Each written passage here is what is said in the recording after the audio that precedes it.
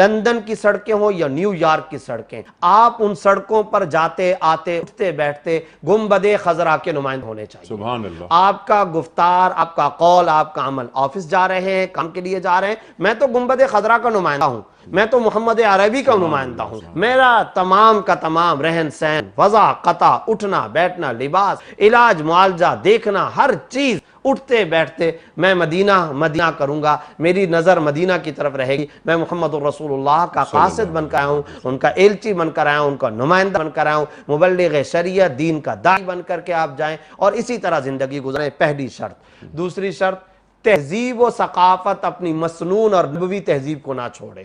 بہت دکھ ہوتا ہے، رہن سہن بھی انہی جیسا، وضاقہ بھی انہی جیسی، بننا سننا بھی انہی جیسا، رہنا بھی انہی جیسا، تو تہذیب و ثقافت ہماری ایک مخصوص ہے، ہمارا شعار ہے۔ دکھ کا مقام ہے، سکھ داڑھی رکھے پگڑی پہنے تو کہا جاتا ہے یہ اپنے مذہب عمل کرنے والا ہے، یہودی اگر داڑھی پگڑی کا اہتمام کرے، ٹوپی اس کی ہوتی ہے، وہ ٹوپی کا اہتمام کرے، اور پکے کٹر متعصب قسم کے یہودی اپنی خواتین کو پاک قسم کا بالکل وہ کالے والا پردہ پہنے تو اس کی تو تعریف کی جاتی ہے، اور اگر مسلمان کہے تو کبھی پیرس میں پابندی ہے، کبھی فلاں ملک میں پابندی ہے، اور مسلمانوں کو بنیاد پرست کے اور راسخ العقیدہ کے تانے دیتے ہیں۔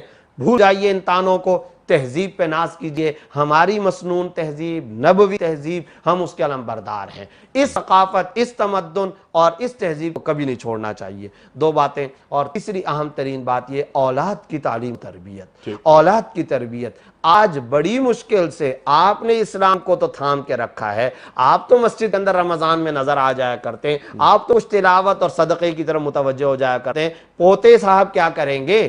یہ نواسا نواسی کیا کریں گے؟ تو اولاد کی جو تعلیم و تربیت ہے اس کا خاص طور پر اہتمام کرنا ضروری ہے، ہنگامی بنیاد پہ، ایمرجنسی بنیاد پر، اور اپنے آپ کے تمام کاموں کو پیچھے چھوڑ کر اولاد کی تعلیم و تربیت، ان کا دینی مزاج کے اندر ترقی پانا، اور اس کے بارے میں ایک کوڑھن ہو، اس کے بارے میں کیا ایسا تو نہیں ہوگا کہ میری نسلوں کے اندر ایسے لوگ پیدا ہوں گے جو یہودیوں کے ساتھ رشتے کر رہے ہوں گے، میری نسلوں کے اندر ایسے لوگ پیدا ہوں گے جو عیسائیوں کے ساتھ رشتے کر رہے ہوں گے، میری نسلوں کے اندر ایسے ہوں گے جو اسلام کی دیواروں کو گرائیں گے، میری نسلوں میں ایسے ہوں گے جو نعوذ باللہ ثم نعوذ باللہ قرآن کو بھی اور حدیث کو بھی اور اذان اور نماز کو بھی اور خانہ کعبہ اور مدینہ کو بھی، اس سے بھی اپنا رشتہ کاٹیں گے اور اس سے بھی دور ہٹتے چلے جائیں گے۔ اگر آپ کی نسلوں کے اندر اس طرح کے لوگ ہیں تو لعنت بھیجیے ایسے دو ٹکوں پر۔ کیا ضرورت ہے ایسے پیسوں کی جہاں آپ کی نسلوں کا ایمان ہی محفوظ نہ ہو؟